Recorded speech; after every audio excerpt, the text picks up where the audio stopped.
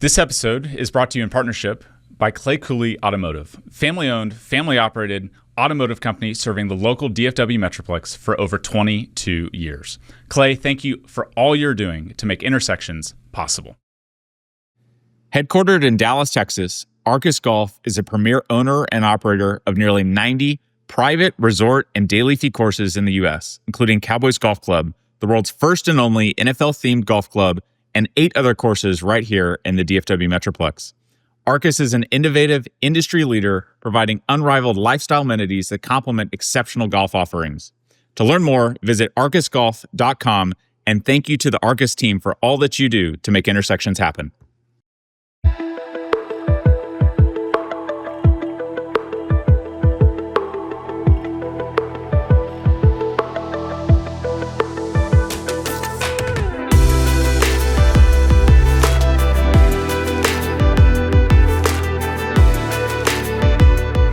SMU is fortunate to have Jay Hartzell.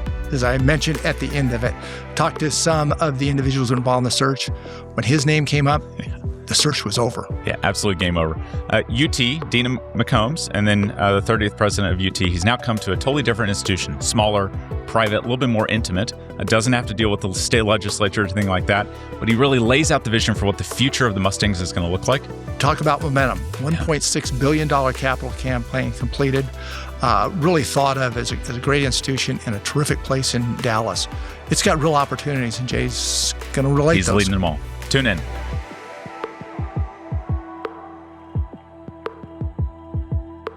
Welcome to Intersections. We take a multi-generational look at the critical issues facing America. Tom? I'm backed in the corner again, surrounded by SMU. Jay Hartzell, the 11th president of SMU, came to SMU from the 30th president of the University of Texas, Austin. Terrific academic background, really on the business side, though, finance, real estate, and then had been at the Stern School back at NYU before going to McCombs and then eventually taking the presidency. Terrific to have you with us. I guess the first question is, you come from an institution of 55,000 plus students, budget moving in on $4 billion to SMU, smaller school, great reputation, but smaller school. Mm-hmm. What was kind of the motivation to kind of move from large institution to a smaller one? Yeah, I think it wasn't, I guess I was going to say it wasn't about size, but I guess part of it almost is. So, if you get lucky and things go well in your career, you get to have moments where you think, can I make an impact? And there's something I can be part of that really is making a difference. And it felt like SMU was that opportunity. And you can't be in higher ed and not know that the school's been doing better and better. Mm-hmm. It's been on the rise, and it's gotten a lot of press around that, but it's also known in the higher education world. And so it felt like a chance to join something that really is in a moment. And it's a chance to hopefully make a difference. When I got the job, I likened UT to a bit of an aircraft carrier. It displaces a lot of water, but it's hard to turn. Mm-hmm. And SMU's turning, and it feels turnable.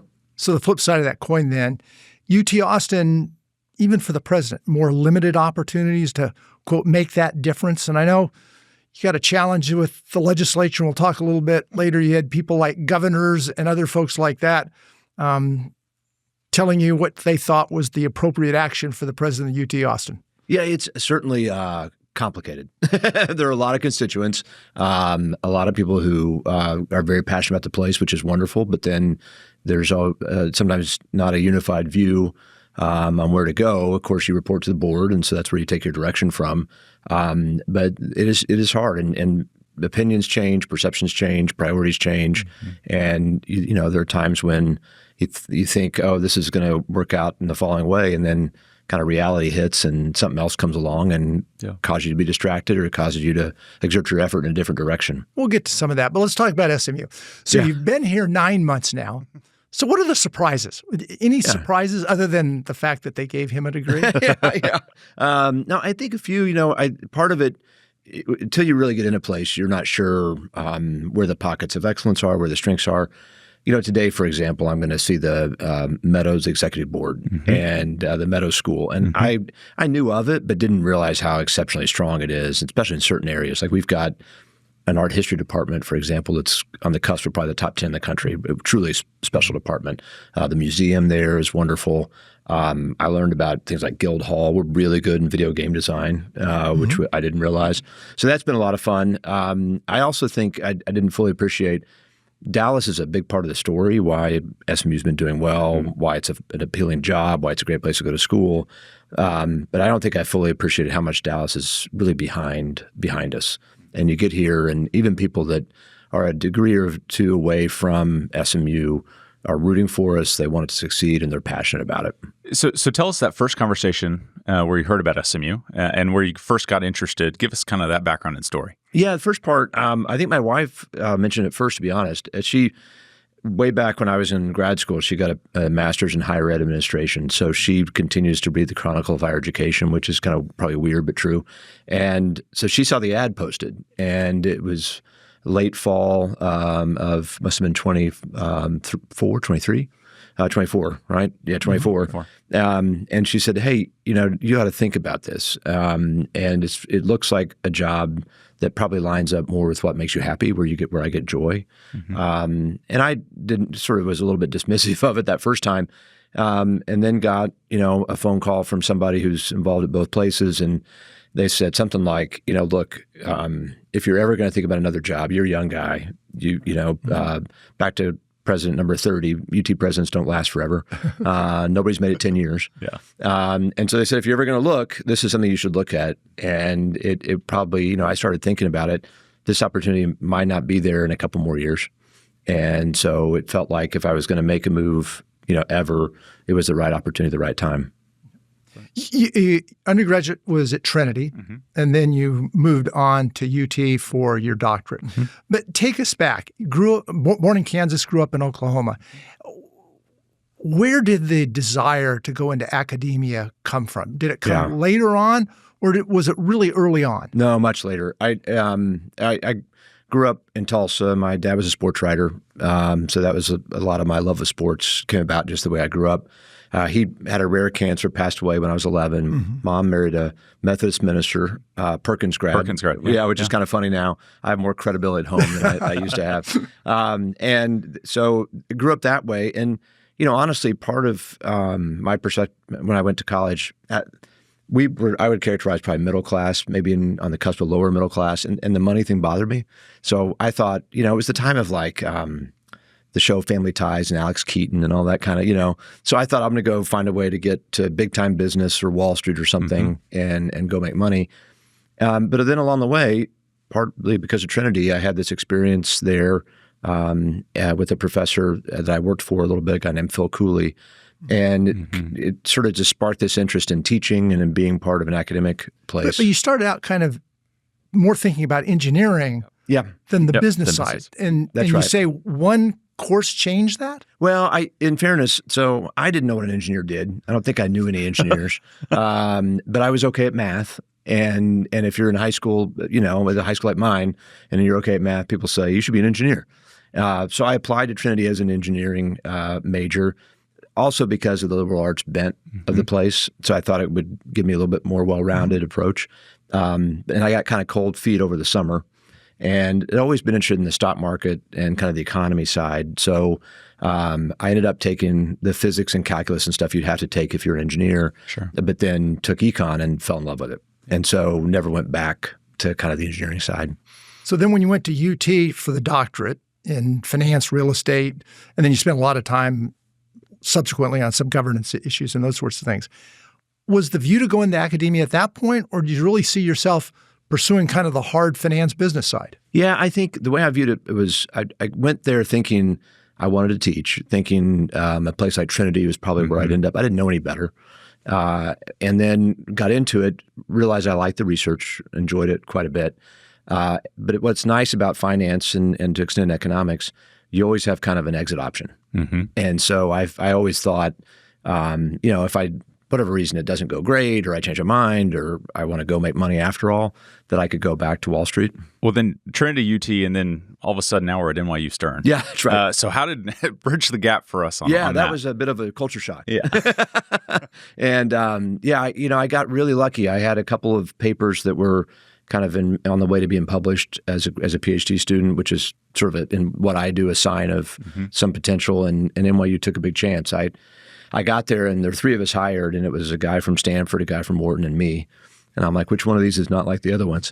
But it was a wonderful place to be a finance professor. You feel like you're in the middle of it. I felt like I had seen finance on TV, and then you're in Manhattan, and it's a big department, maybe the biggest finance department in the country at the time.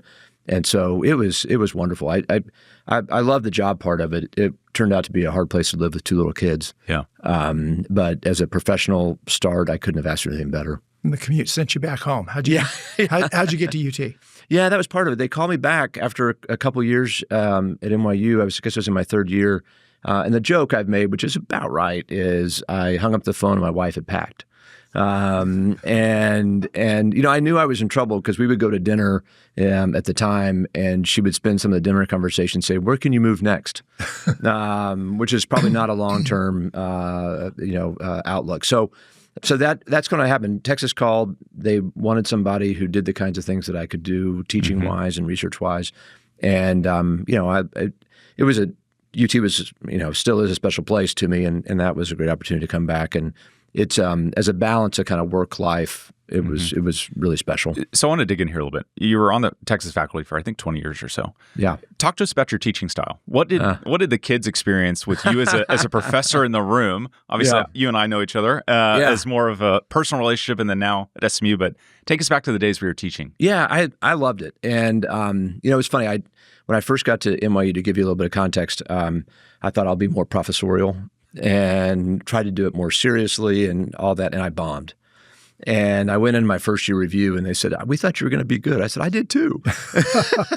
And so I went back to being me. And so I think one of the lessons, I talked to young So faculty. the class ratings weren't good that first year. They weren't, no. And I had done really well in grad school, but then tried to be more New York-y, and it didn't work. And so part of the things I tell young faculty is, be you. Be yourself. And so for me, it was more casual, a little probably frenetic. The students, when I first started teaching MBAs at Texas, they called me Speedy J because I was fast and talk fast. But I enjoy the dynamic going back and forth, make it more interactive. Cold calling, Mr. Waldrop, what do you think of this? And then, that's so good. Right back at you. Are you sure that's all you got? That to me gets people into the discussion. Yeah, of course. And that was to me was part of the joy. So that's probably the hardest part about these administrative jobs is I miss the teaching. You get away from the kids. Yeah. And as Kyle said, great career at UT, kind of moved up rapidly. I had a hard time saying no. Professor, you headed up a couple of different, I'll call them institutions, but departments that eventually became the department head, then dean of the Macomb School at a time when it really took off. Yeah, it was going. I was blessed there to follow somebody, a guy named Tom Gilligan, who was a great dean. I worked for him as department chair and then associate dean, senior associate dean. Went off to head Hoover Institution exactly. right after that. Yeah, and so I got to be on in his kind of jet stream, and the school was doing great. It was a ton of fun. I think in hindsight, I've joked. I look back and realize how good the dean job was once I became president. And you realize, dean of a business school is a good job. You have autonomy generally, resources. It's a place where you feel like you can do some things. So it was really great. Passionate alums, they love the place. Yeah. Students were getting great jobs. Students were really smart. So it was fun. So then they come to you and tell you, "Hey, look, we've locked the school down because of COVID a couple of days ago, and we want to make you president, but we're going to make you interim president of UT." Yeah.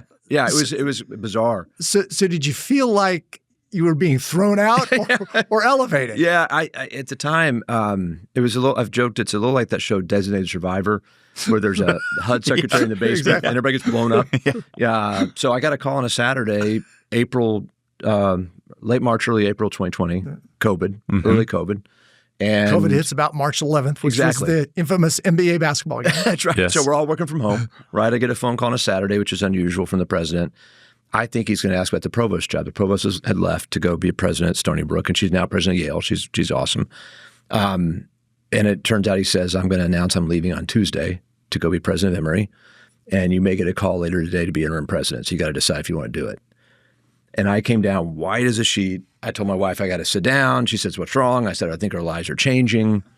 And that was it. And they called later the day and said, would you serve as interim president? I had never applied for a provost job, for a president job. Was this his recommendation? I would guess. I mean, it must have been. I never pinned him down on it, but I'm guessing because it needed to be. You have to get support to. Right. Even as the HUD secretary in the basement, somebody had to say you could do it. But that was it. I call on Saturday, leaked on Monday, announced on Tuesday, and there we go.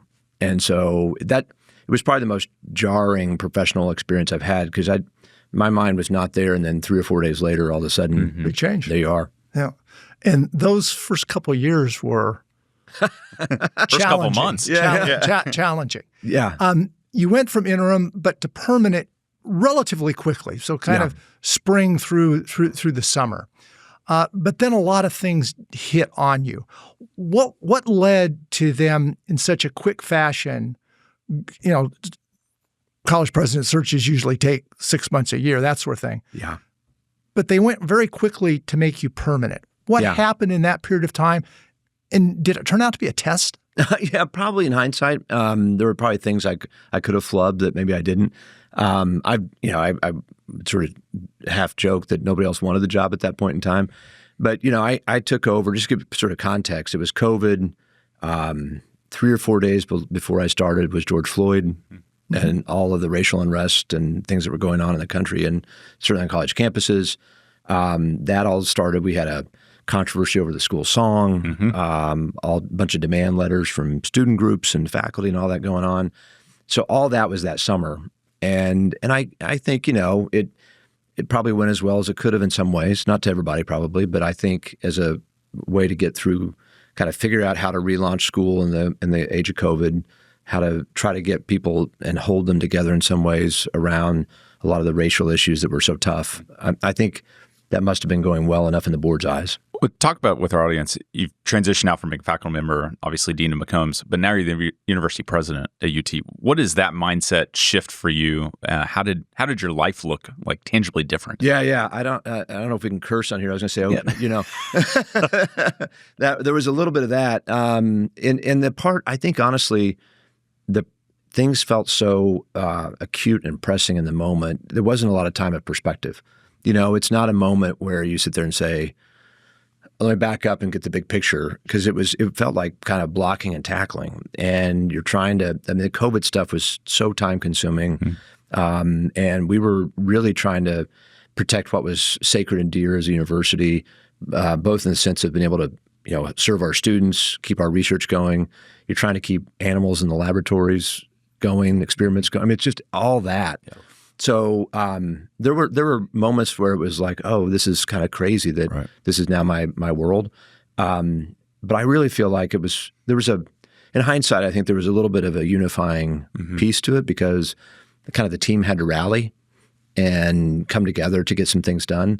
So it didn't feel like I was on an island. Was it your team or a team you inherited? Inherited. Makes it tougher. It was tougher, and it takes time to build the team, and sure. and it was probably not until year 2 or 3 that I felt like I had the pieces around me that I was hoping for.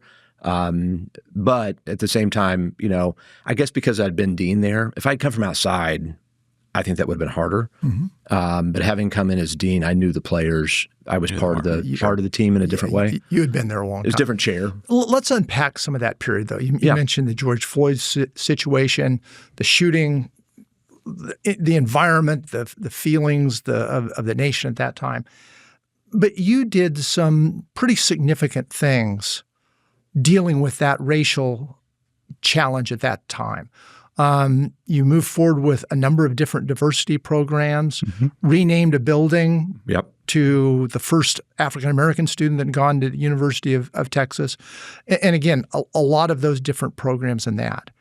What was the motivation? Was it responding to the political side, or was it something that really you had seen over the course of 20 years there at the UT that had to be addressed? Yeah, I think it's a few things. It's a good question. I think part of what hit me, just to sort of tell you a bit of a story. So there's a guy named Colonel Leon Holland. So Colonel Holland was this really well-respected alum of UT back in the early 70s, and one of what they call the precursors, one of the first set of African-American or Black students to come as an undergraduate.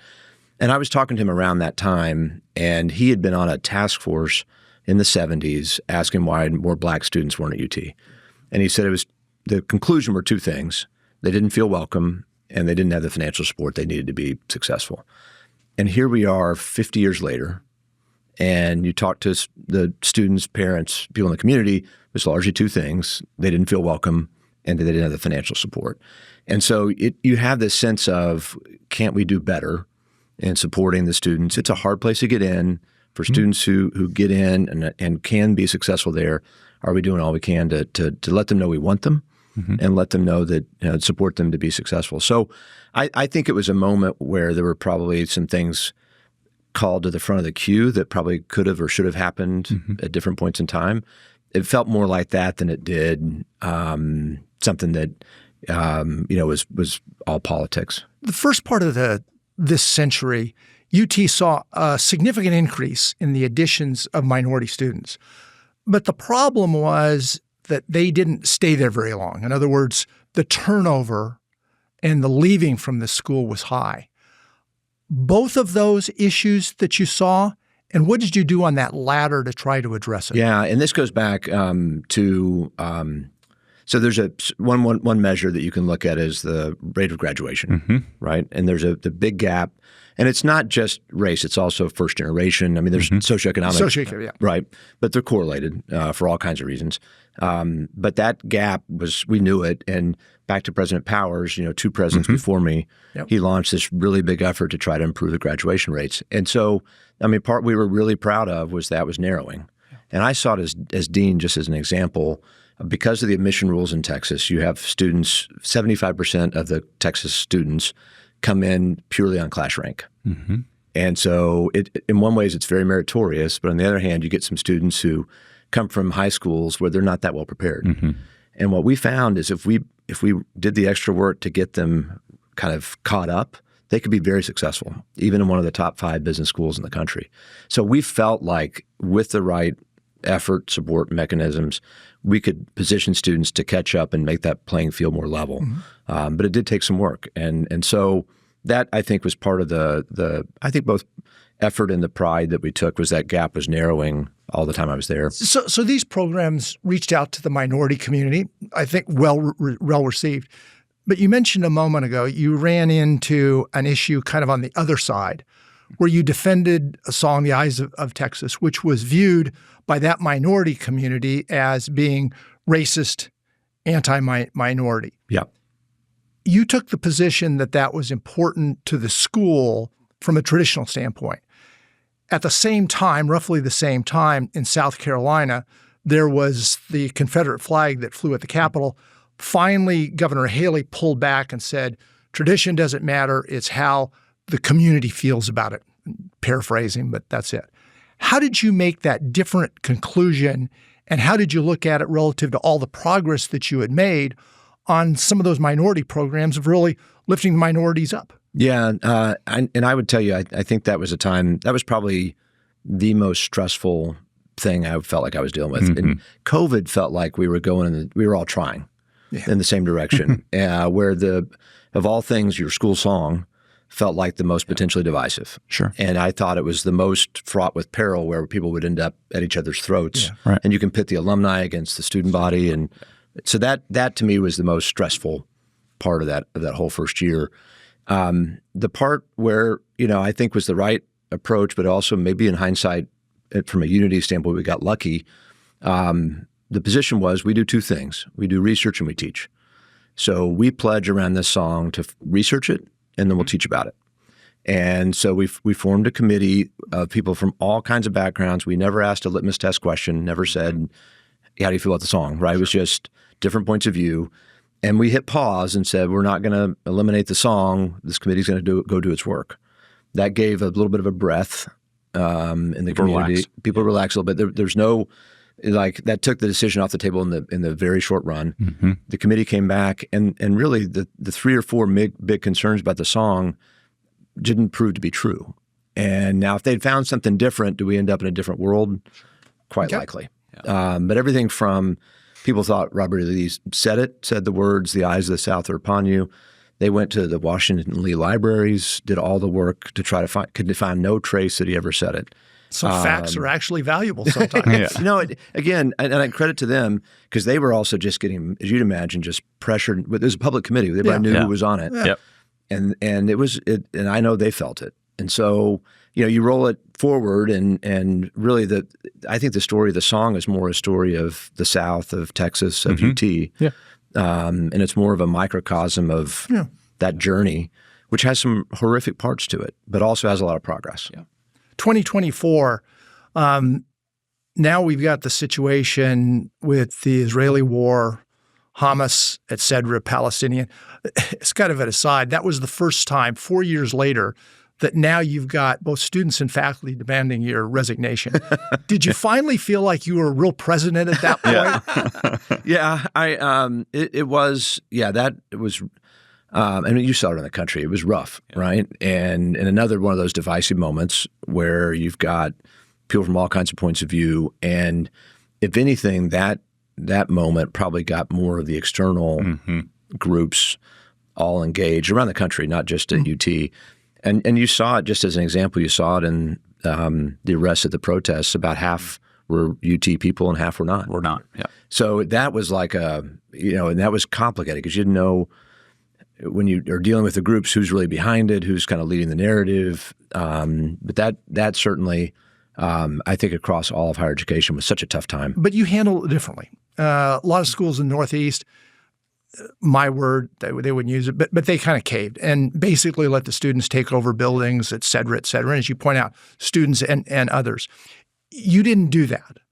You actually had external authorities come in, arrested 57 students initially, not that many charges eventually, but people overall, good enough. 57, fair enough, and pulled them. So you took a different position in dealing with it than a lot of other institutions.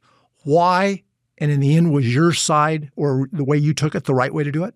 Yeah. So I think we had a little bit of a benefit of seeing what was happening at UCLA and Columbia ahead of us. So we weren't the first out of the gate. So we had seen kind of the playbook that was unfolding around the country and didn't think that was playing out very well. Yeah. Thought that was, exactly. And so kind of our thought was not that. Not a place where there's an encampment where students don't feel safe going to class.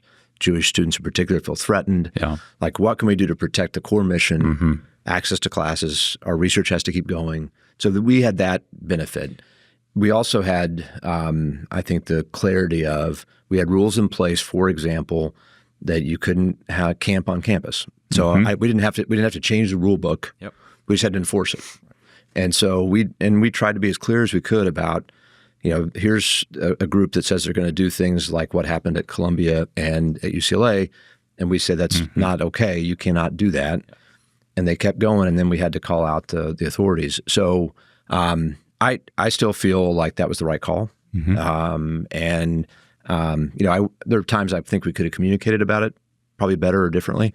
But at the end of the day, I think our approach was better than many of our kind of peer institutions and how they did it. So I want to talk about a couple of the accomplishments during your time as UT president. Masters in AI and innovation was pretty neat.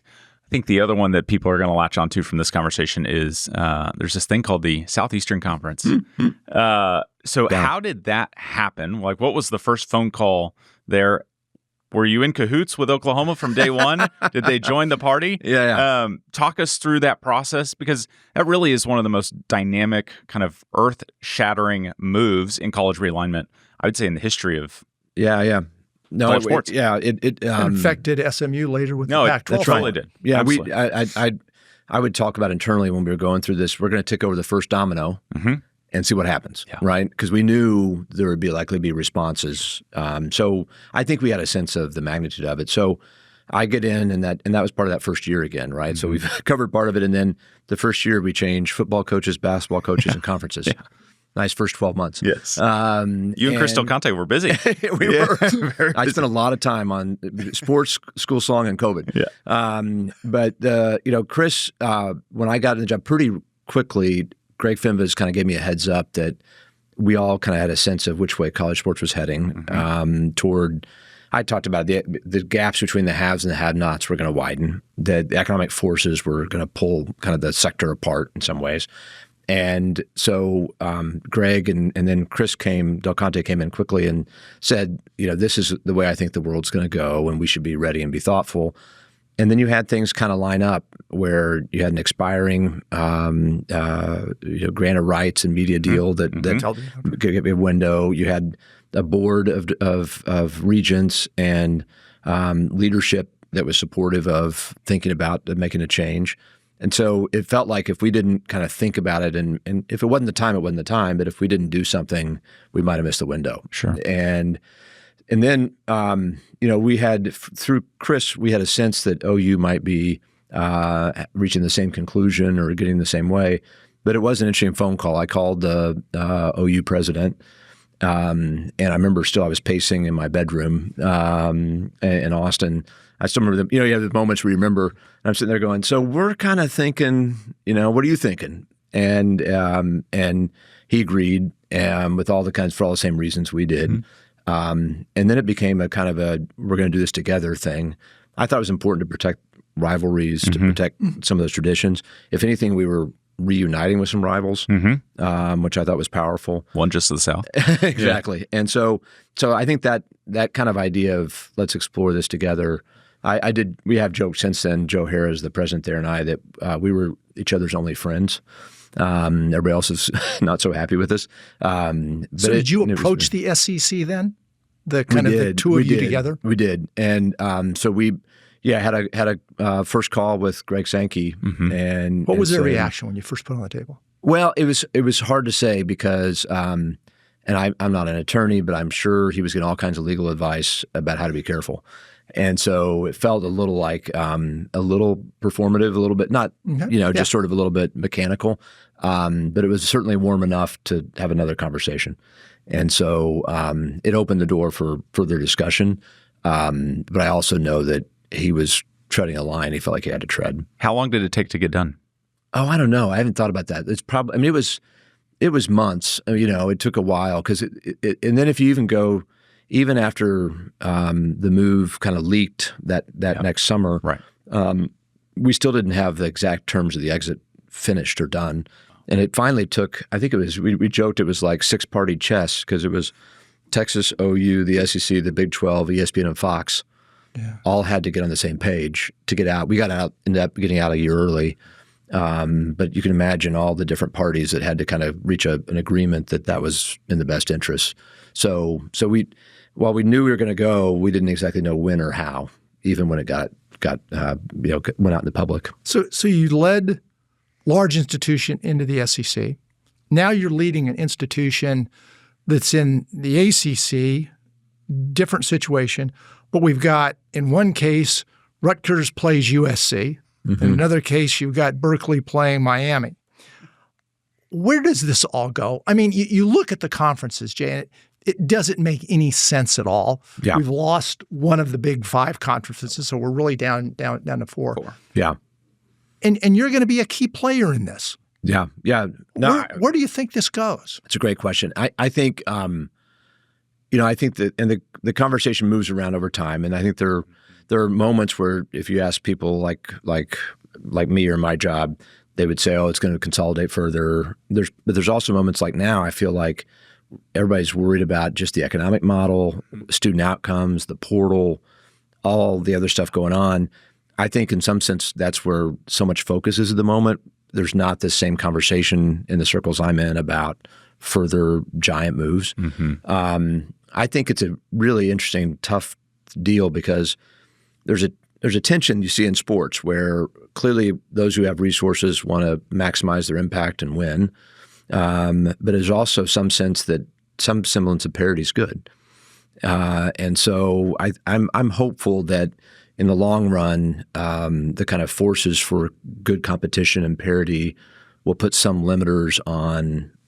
I don't think it's healthy to have 15 great teams play each other, the biggest brands every year only. I think there's something special about the rest. And I think that's the question. Have the Big Ten and the SEC, have they separated themselves? And really it's a Big Two, and kind of this Big 12 ACC era is latching for whatever they can get? Yeah, and that's part of the ACC move, and this was underway before I got in the job. But the ACC took this aggressive stance of changing the way the money's distributed, Right. so that it's not uniform. Right. And that's in part an effort so that the most successful programs, and you can define success, end up getting more money out of it, and that should level the playing field among those top schools in the ACC relative to the SEC and Big Ten. But it can't. It's going to be really tough. Back to the question, it's going to be really tough in the long run if there's not a way to get the economics closer. And I applaud the ACC for their creativity too. They found a way so that the schools who are generating the most revenue and are having the most success get more resources, and that hopefully will dampen some of this idea that we've got to reshuffle again. But you're not only kind of monitoring that, you're the president of the school. So you've got alumni, you've got the students and that sort of thing. College athletics have been terrific, in large part because there is that loyalty component to it. But now we're going to pay the athletes. Athletes can basically treat it as a revolving door, with some now in their fifth school during their career. What does that do for the school and for the long-term kind of element of college athletics? And from your standpoint, bringing the school together and kind of rallying around the teams? Yeah, it'll be interesting to see how it plays out. I think, on the one hand, all the same concerns you have, which is if there's just too much fluidity and people are just moving in and out and they feel like mercenaries, we're going to lose some of that specialness, right? That said, for all the crazy stuff going on in college football, it was a great viewership year. Right. So it was a successful year as an industry in college football. I have the impression it seems even more difficult in basketball because, I both I think more at Texas my last couple of years than at SMU, but you're seeing teams with 9 new players a year. Yeah. And so the fans are having to relearn the roster every fall or spring, and how's that work? So I worry about it. I also worry even more, honestly.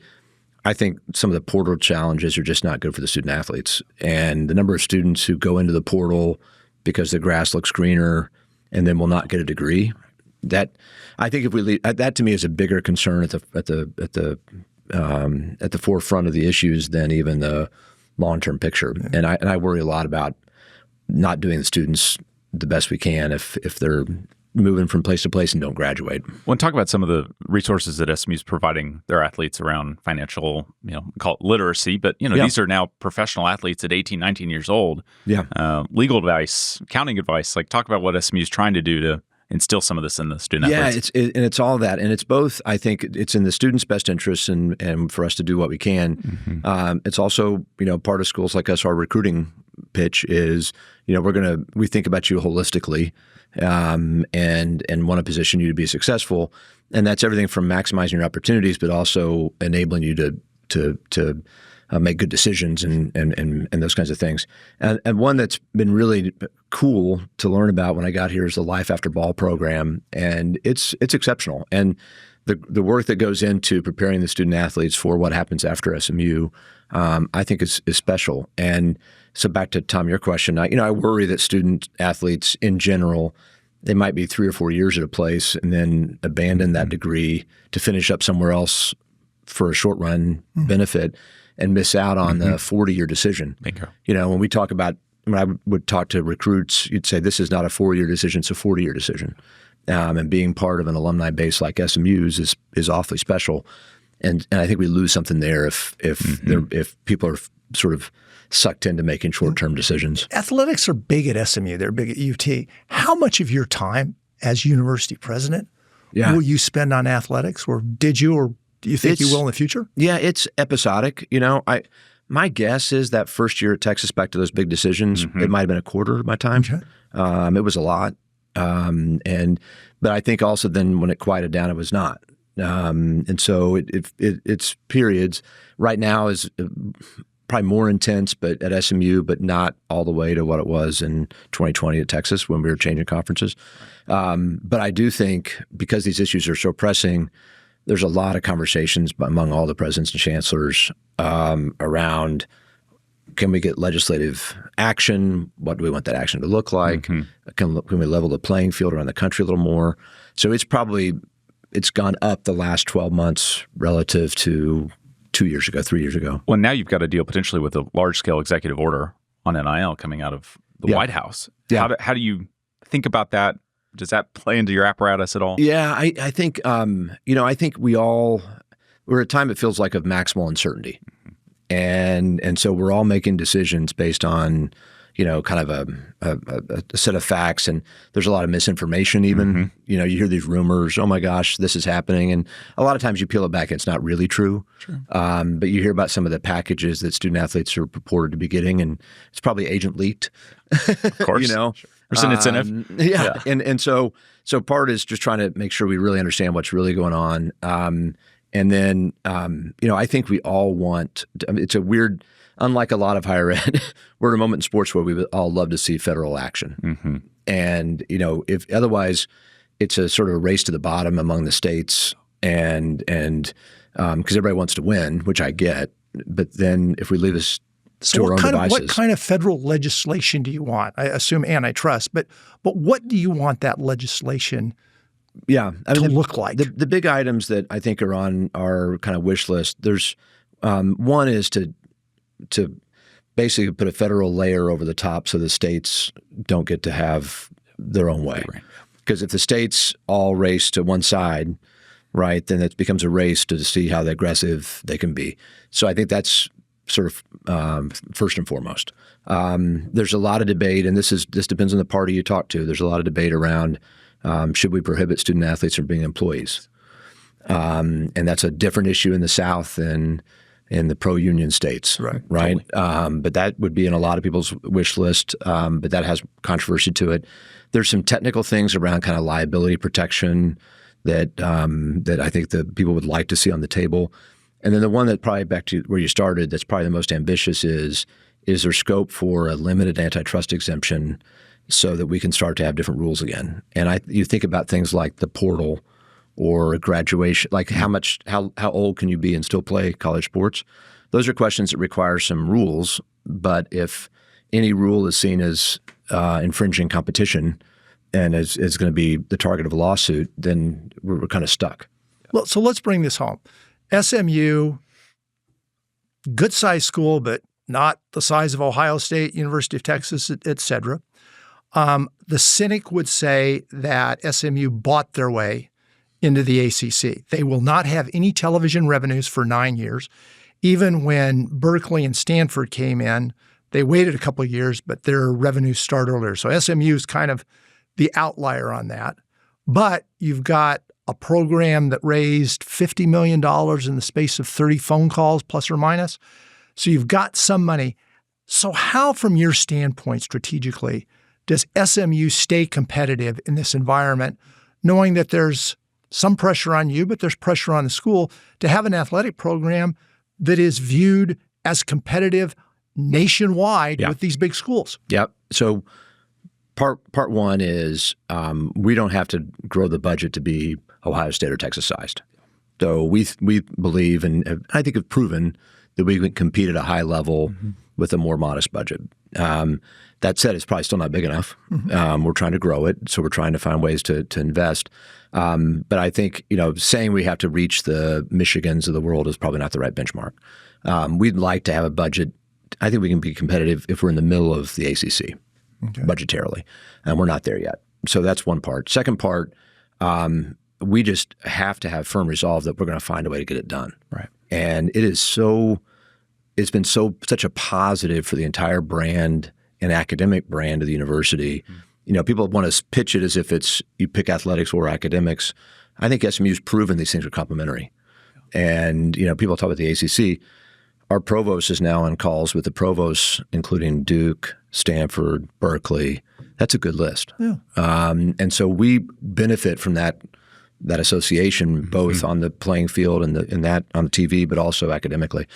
So we just have to find a way. And philanthropy's been the hero, and the alumni get it, and they understand. And the people who've been donating understand that is not only benefiting athletics, but it's benefiting the entire university. Okay, let's take that. So let's say the faculty member comes to you and says, "Hey, hold it. you're spending upwards of 25% of your time. We're spending an enormous money on athletics. I thought this was an educational institution. Yeah. What do you say? The easiest proof point, and this would have been harder a couple years ago when you're selling, trust me, the ACC is worth it, right? Now we can point and say applications were up 46% year over year, first year of the ACC. Phenomenal number. Phenomenal number. Yeah.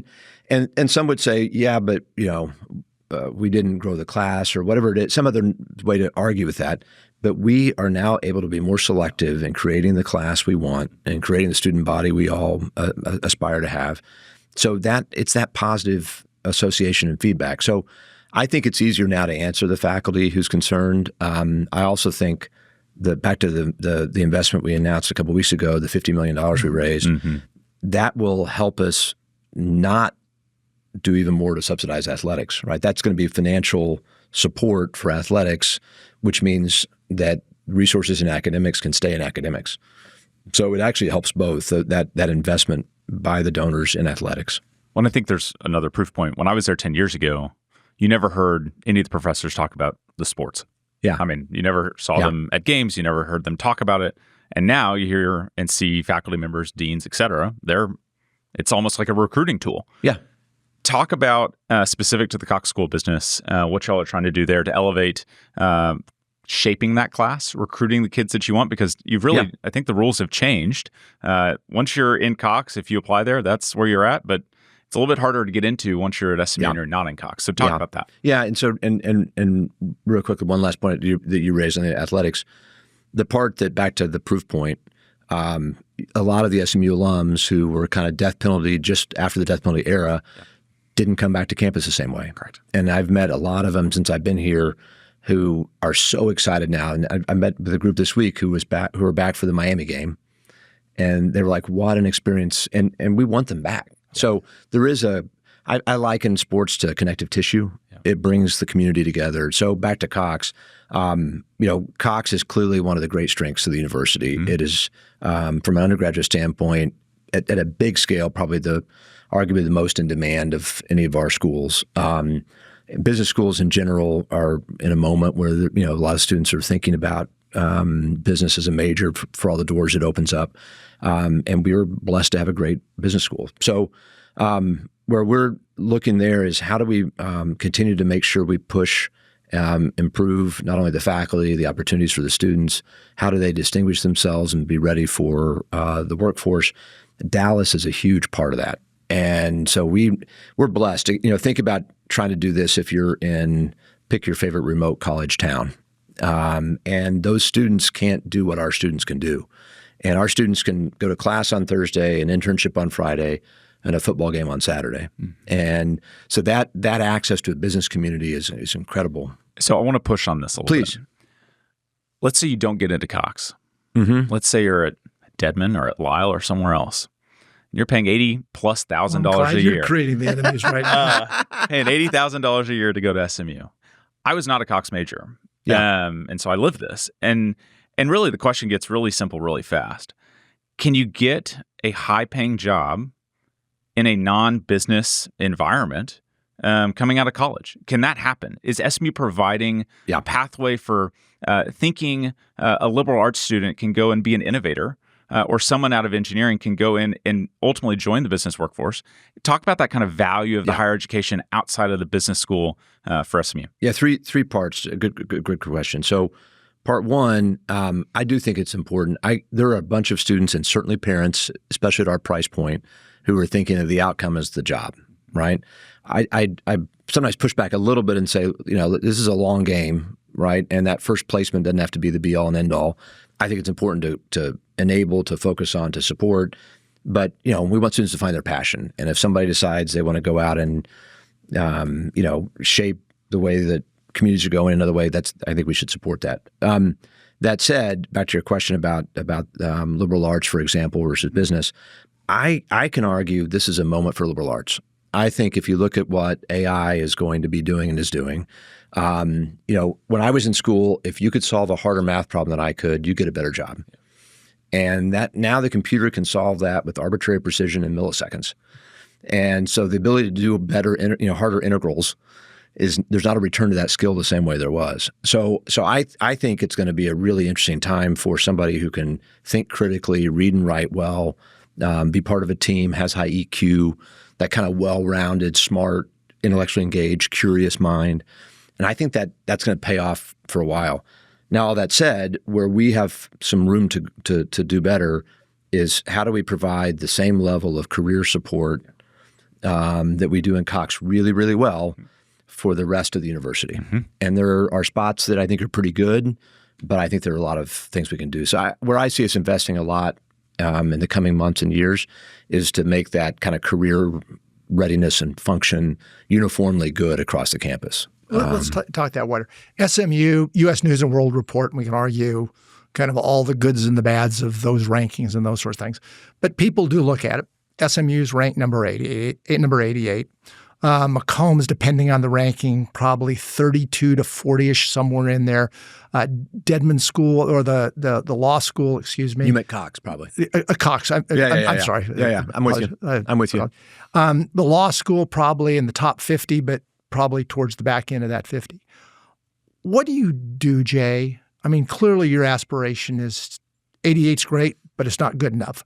Yep. How do you move those numbers so that SMU is not only in effect, but also perceived within the world of higher education as being clearly one of the premier academic institutions? Yeah, and that's what I feel is my mandate, my job, my goal for the next, as long as I'm in the chair, is to really help SMU get to that level of prominence and academic preeminence. So a couple of things, and Kyle's a much better tennis player than I am, but I think about this as on the rankings, we don't want a foot fault. There are certain things you do rankings-wise that you've got to be cognizant of them. Even if you hate them and you think they're capricious and arbitrary, they still matter, right? So managing the best you can, but I think if you make that the objective, it's misguided. So part of why SMU dropped is they changed the weights in U.S. News on Pell Grant students. Yeah. And they made it more important. And in a school like SMU, a lot of top privates like us, we fell. And so I think it's a lost cause to say our goal is to maximize the U.S. News ranking, but we have to be cognizant of them. Instead, what we're trying to do is focus on really I think it's a simple three things in some ways. The students we want to come to SMU, can we get more of them to say yes? And we got to define what we want. So I jokingly say we're not going full nerd.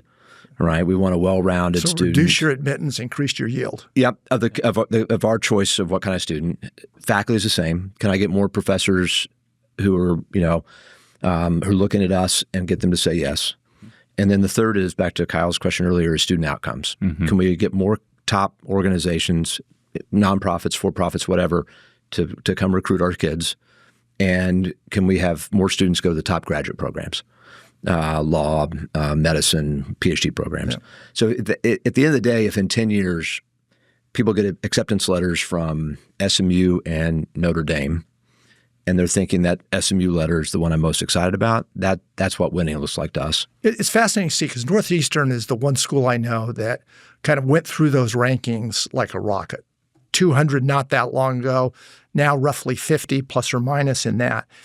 Talk about a program that I think you're trying to do interdisciplinary-wise, but I know Lyle's involved in it, I know Cox is involved, to take a student and give them exposure to engineering, to business, to law, so that they come out, I think going at your comment a moment ago, how do you get somebody that's well-rounded that may not know the answer to that math problem, but they're well-rounded and have exposure to all the pieces? How important is that for SMU in the future? Yeah, I think it's a real opportunity for us. And so back to this idea of, the excitement over an admission letter.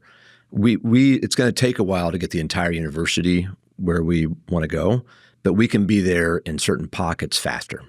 And so we've been looking at where are the opportunities to build a really distinctive academic program so that if somebody wants to come study this particular thing, we're as good as it gets. And energy became one of those opportunities, not only the location, Dallas, Texas, and the alumni in that sector, the companies around us, that's part of it, but also to your point, one of SMU's advantages, I say the walls of the silo are shorter at SMU. We can get more collaboration across the schools and colleges than other places. And the place I came from has a fantastic petroleum engineering and a very strong business school. But there's no way to combine those. You can do it in sequence, or if you take 5 or 6 years, you can do both. But it's hard at that place to pull it together. Right. So we think SMU has an advantage in just creating the nimble flexibility. Exactly. And does that become your competitive advantage? I think it's a big source. So I think some of the big stuff, location, big competitive advantage. Partly because of location, industry partnerships. Community support, community engagement is another advantage, and this ability to pull things together differently because of the size. So I think we're a sweet spot.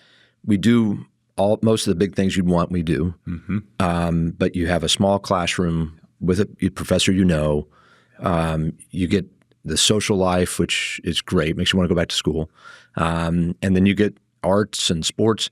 So it's a really nice mix. I feel like that's our set of advantages. Kyle touched on when you're at UT and at McCombs, the masters in AI. Yeah. Should we look and see new programs coming in or combinations that yield new programs? Yeah, I think that's what you're going to see. We would like to grow. We've talked about it as an opportunity for us. But one of the ways we see growing is to create more of these distinctive opportunities. And it might be 20 or 30 students a year. But if we start to layer those together, so the energy program you mentioned is one of them that is supported by this incredible gift from the O'Donnell Foundation. The other one we did, I mentioned video game design. Turns out we're in the top 5 or 6 in the country in video game design, but that program never had an undergraduate degree. And so we and UTD does. Yeah, and we can do really, really well in that market and be competitive from day one. And we think we can get 20 or 30 students, for example, a year who will pick us over Carnegie Mellon, USC, pick your favorite place, because that's so good. Yeah. So that's how I see competing.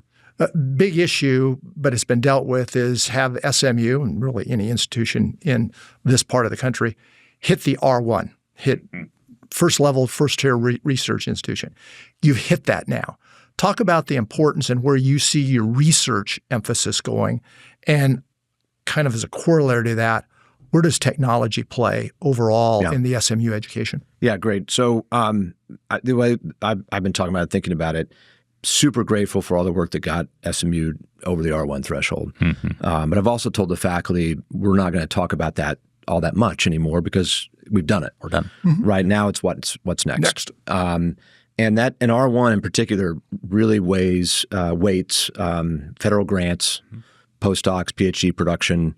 So it's one kind of research. Yeah. And so we have a much broader sense now of it's everything from a faculty member who's a poet to a dancer to an economist to an electrical engineer, right? And based on most metrics, the engineer will show up because they get grants and they do a certain kind of work, but all those other things we care about too. So I think a huge part of our effort and emphasis is going to be hiring more great faculty. And we need some senior faculty to come in and really set the tone of where we want to go. We've got some incredible faculty already, but we want more.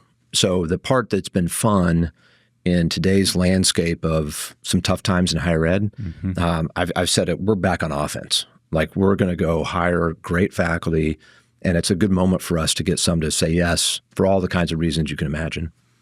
Let's talk a little bit wider in higher education for just a moment, because as you just pointed out, it's a interesting, tough time in higher education.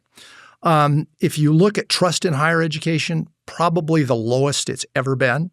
On one side, you've got groups saying, it has gone so far to the left, it's woke, it has no relation to this country and no relation to the economy. You've got other people saying, hey, look, probably talking about SMU, it's now a country club, it's reserved for the elite, et cetera. On the first part of it, have we gone too far left in higher education that we've lost the trust of the people, and that higher education degree that you're receiving is really a moot point? Yeah. So a couple of things. I think part one, there's no way somebody can look at the data and not worry or conclude that we've lost a lot of the public trust. I mean, there's just the data is damning. There's a big party divide. If you look at blue versus red, right, there's a divergence there in how people view higher education. It's not uniform. The polling and other results are actually much more supportive of our research. So where the public has a much more positive opinion is our role, especially around medical and healthcare research that higher ed has contributed. So it's not a uniform piece to it. And then back to the question about the return and all that, I think it's important to note that despite all the kind of overarching narratives, that tends to paint higher ed with one brush. And if you look at the data, arguably the returns to a college degree are higher than ever. The gap in college degree graduate lifetime earnings and non-college graduate earnings is wider, not narrower. Now, the problem in part is there's a lot of heterogeneity in what we mean by a college degree.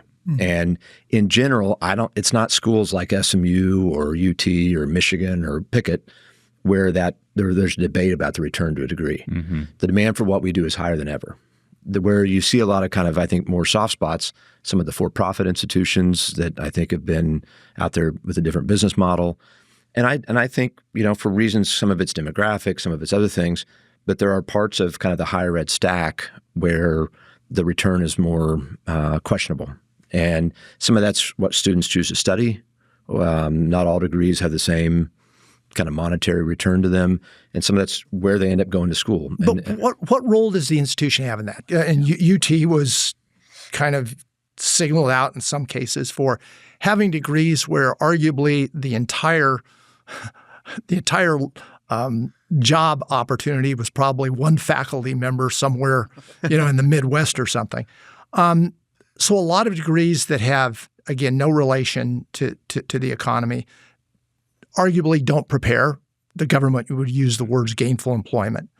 Where do you go with that? Where you've got a lot of programs, I'm not sure SMU falls into that, but a lot of programs that just really have no value. What's the responsibility of the institution? And when we send a student out that has a lot of debt on one of those programs, we know there's one job and that's all it is. What's the responsibility of the institution when the federal government, in effect, is going to pick up the bad loans? So first part, I think it's the responsibility of the institution to be transparent. And so I think the efforts, and you've seen this nationally, but I think it's also incumbent upon us to see what else we can do to be able to communicate good data so people can make informed decisions. So if somebody comes and chooses to major in pick your favorite area that sounds like it's not employable, Sure. right? That they're making a choice. I in the SMU context, part of what I've been struck by the Meadows School that I'm seeing today, for example, has a stellar placement rate, and as an art school. So there are ways, and this back to your earlier question, Kyle, there are ways to support that and help students find their way. I also think it's a little bit harsh to say, I think, we've got a school of theology. And so if you go become a Methodist minister out of the Perkins School, the return on that is not the same as a Cox graduate. Right. But how do you put saving souls, into the NPV analysis? Right. So I struggle sometimes But there are positions in our economy for that. Yeah, sure. I agree with that. So I think part one is informed choices by the consumers. I think the debt is a completely relevant and realistic question. That I think this is back to me the distribution of universities, where that debt problem has been so acute is a certain kind of university. Generally, there are exceptions, but it's generally not SMUs or Texas's. Our students have good opportunities, and not that we don't want to minimize their debt and worry about all that, but it's a lot of that narrative, which is genuine, is really around for-profit and certain kinds of, for example, online master's degrees where there's not an obvious payoff to that kind of thing. So I get the concern, and I think we need to focus on, how do we support students' outcomes, thinking about that, but also helping them make good decisions. Nationally, too, the affordability question, which we've kind of gotten around, rolled around in one way or another, but the affordability questions there. We look at the cost of a college education, say the last couple of years. Clearly a significant increase over the inflation rate in the national economy. We've also seen a lot of money that's gone into what I'll call non-educational pieces. Athletics may be part of it, but it's more than that. It's the rock climbing wall. It's a lot of overhead. Used to be, and probably when you started at Stern, there was one or two deans. Now there is how many associate deans in a structure, a lot of overhead and that sort of thing that's non-educational. How do you get at the affordability question? Because we can't continue on this path and bring students in. Yeah. A couple of things. So one part I think is there are services that I think the call it the market, but our students, our parents are demanding that I think are reasonable expectations. So think about career services. Mm-hmm.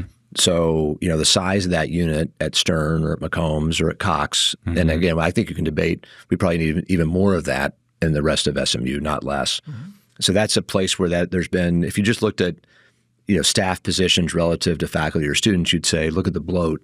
But I would argue we want people helping students connect to the job market, right? And so I think that's been good. Mental health. Mm-hmm. There have been massive investments in mental health services by most good schools in higher ed. And again, I think that's a good and needed thing. But I do think it's incumbent upon us all to think about where can we be more efficient? What are things that are, it's really hard for universities to quit doing something. It's hard for us to unwind. Mm-hmm. So part of where we're going to try to go, we're going to try to be innovative and push some boundaries. But a lot of the philosophy will be make this a 2 or 3 or 4 year pilot project with what we call one-time money. Yes, end date. And let's write down what success looks like at today. And then in 3 years, we can make a decision, is it worth continuing? Yeah. And so I think it's culturally important for us to be, in some sense, coldly rational about where those investments should keep going versus not. I think something we're all struggling with too, and I think private sector you can answer, but is also where can we start to use technology more wisely just to run the business more effectively. Mm-hmm. And all the same stuff you see in the newspapers about AI and corporations, universities are starting to wrestle with. How can we just make it either a better experience or more efficient experience? Against trust, against affordability, against gainful employment, you're looking for the first time at a reduced market. The number of students coming in is going down. By my estimate, my guess is half of the higher education institutions at some point in the future, so I'll play economist for a second. I won't give a time frame attached to it, so we'll see when it is. They probably go away. Is that a fair judgment? And who wins and who loses in this new environment? Yeah, I think directionally that's the right direction. I don't know if the half is right or not. And I think one of the big kind of mystery variables in that equation is immigration. Mm-hmm. So the data just came out like in the last week or so that early returns are that international student flow I think fell by about 34% last year. Yeah. So combine the kind of bust of demographics domestically with less foreign inflow from talent, then the math gets really hard. Well, in the economics, a lot of those students were full paying. Right. That's right. As opposed to what percentage at SMU are actually full paying today and not subsidized by financial aid. And this is kind of how this plays out. Back to your question about who wins and loses. We don't have that many international undergraduates. We've got some. A lot of our international flow is on the graduate side, and that's a different sort of math. But then where we get impacted is if you pick it, this hypothetically, if Duke loses some international students who would have been coming, who are full pay, they let in some domestic students off their wait list, that might have been one of our admits. Mm-hmm. Right. And so even though we're not directly exposed to the same risk factor, so back to your question, I think it's almost like, back to sports, it's almost like a draft. It's a talent draft. And we pick where we pick, Harvard picks where they pick. So who loses, it's the ones who pick last. And it's going to be really hard, I think, if you're kind of not a great state school or private school especially, because how do you compete when you're trying to charge the same sticker price we are, but it's different. One of the fun things about that is total students are going down, but students to the south, southern schools, are actually going up. Go ahead. One thing I want to touch on, I may make another enemy here on this question. The future of student life on campus, fraternity sororities. Tom, I think, aptly used the phrase that SMU could be sometimes described as a country club. First off, is there a future in fraternities and sororities, given, I would say, some of the controversy that goes on college campuses? And in an age where there are potentially fewer students coming to a university, is the diversity happening at kind of like almost a rate enough to where SMU can mark itself as not a country club? What kind of student are you really looking for, given the history of the school and also what that student life generally lends itself towards on campus? Yeah, and there probably at least, with all deference, 3 or 4 questions baked into that question. So part one, and I mentioned this a little bit earlier, we've got, I think, a great spot in higher ed where we're looking for this kind of well-rounded student. Smart, but entrepreneurial. Leadership traits are important to us. We think we can do more and develop what we're calling principled leaders and that effort. We tend to get high EQ, socially minded students who can fit in an organization, be part of a team. That's back to that full nerd comment. So that's one part. Second part is many of those students are looking for a social environment outside of the classroom that is fun, dynamic. They make friends. A lot of why we all remember college fondly is the lifelong connections that happen then, right? And I've joked, when I ask you what was special about SMU, you're probably not going to lead with Calculus 2. It's the people. It's the people. Yep. And so all we can do to support kind of the relationship development, I think is super important and critical for us. And I think Greek life is one of those things. Mm-hmm. I had a pledge brother who called me the other day and was debating a job change, and just wanted somebody to talk to who was far enough away from it, but was at least a trusted friend. That stuff, here we are, almost 40 years later, and having the same kinds of conversations. So I think for us it plays a role. Will continue to play a role. Yeah. Then the part of what we're working on also is where are the other opportunities for students to kind of find their people and feel like they're part of a community. It's that diversity situation. It is. And so, that might look different for the video game design students than the finance majors, stereotypically. but we want to support it all. Yeah. So I think part of where we're going to try to focus, we're calling it the bucket exceptional experiences. Mm-hmm. How do we focus on the experiences of a student in part outside the classroom, so that they feel like they find their people and have a great holistic set of opportunities. Cool. 2 questions and we can let you go. We can probably wrap it up. Dedman Law School, moving to East Campus. Yeah, look at the time. We got to go now. Dedman Law School moving to East Campus. So I want to touch on that, but also want to touch on Ford Stadium, any potential kind of athletic upgrades on those two ends. Yeah. First, take you to law school. What went into that decision, and give us the vision for it. Yeah, a couple of things, and this is back to your point. So part one, and of all the parts of the university, and I've seen this at the 2 big places I've been for a long time, places that care the most about those rankings, law, for whatever reason, is like law takes the difference between 15 and 14 seriously. Mm-hmm. Yeah. And so it's important for us to be not only to get stronger and elevate our position, but be seen as doing so. So part one is we think the law school has a chance to be in the top 20, top 25 in the country, but it's going to take some work. Mm-hmm. And we want that to happen. If you think about this market in Dallas, the job outcomes are there, the bar passage rates are there, but we think there's more we can do. And we think we can lean into the intersections between law and business, law and technology, law and entrepreneurship, right? Places where Dallas has a sweet spot. Mm-hmm. But a lot of that's going to require a new facility as part of the puzzle. We need to focus on the students and the faculty, but also the physical environment. And having that be east of 75 lets more of that happen. You can imagine startups, incubators, a corporate governance center, the Texas business courts. Mm-hmm. Things can come together differently than they can in the northwest corner campus. That freeing that up also allows us, if we start more of these innovative, cool programs, has space to grow. Right. And I wouldn't want the undergraduates, I think having them cohesive is important. So if something's going to move, it makes sense for a graduate, something. So that is part of it. I think it's going to be incredible in the long run, not only for the law school, but for Dallas and for SMU. And then on the stadium, we are going through now the sort of the planning stages of what some redo would look like of Ford Stadium. In my language, it's sort of a net present value problem. What we'd like to do, how can we pay for that? Right. I think there's no surprise based on what's going on nationally and in Dallas. We need more premium experiences. Yeah, I think that's the question. That's it. And so, and this is true nationally. The days of the kind of everybody excited about their $30 ticket to sit in the stands. Yeah. That's not the value proposition. Yeah.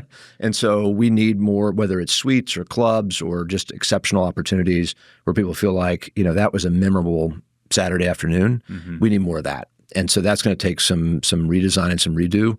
But I think, the Waldrop end zone has a nice ring to it.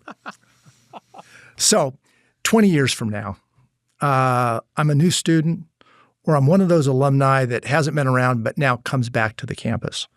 What's different about SMU in 20 years? I think what's different, I think part will be similar. I think you'll see it as this place with this, what I call the full college experience. The professors, the students getting to know each other, small classes, social life, athletics, arts. Which was a big deal to you back in Trinity. I mean, that's part of why I took the job too, right? Because I saw what that did for me, right? And we've all seen it. So that part is the same. The part that I think is different is people are realizing that if you pick, I don't know what might be by then, one of these 20 areas that were truly among the leaders in the country in those 20 disciplines. And people say, SMU is more of a thought leader, a place where great ideas are coming from. And some of that's happening now, and I'm really appreciative, but we can do more. And so, I'll give you one example. We're really excited about the future of economics. Mm-hmm. If you're in Dallas, right, it's an economic hub. It's a great liberal arts discipline where it has some of the core of reading, writing, critical thinking. Mm-hmm. We have 765 econ majors now. It's almost about a tenth of the university. Wow. And so it's critical, and we've got the Federal Reserve. So that's a place where we're going to partner with the Fed, figure out how to bring some great faculty, open some doors for our students. Can more of them intern at the Fed? Can more of them? That's the career placement. So you can see, I think, for example, in 10 years, we're viewed as a top 25 econ department. And so if we do more of that across the board, I think it's back to this idea of it's got all the special stuff, but it's also that sought-after destination by even more of our students and faculty. I didn't go to SMU, but I have had a chance to be involved in a number of the schools over there. And I can tell you how important SMU is for Dallas and how well it's respected across this country. I had a chance to visit with some of the folks that were on the search committee after President Turner announced that he was going to leave. And I can tell you when Jay's name came on, the game was over. Yes. And it's easy after this hour or so visiting with him to understand why that's the case. We started out with the question of why did you get interested? I can tell you SMU is awfully happy you did. Oh, thank you. And I think the entire community is. Jay, we appreciate you being with us. Thank you. Appreciate it. Thanks for your time. Yeah. Appreciate it. Thank you.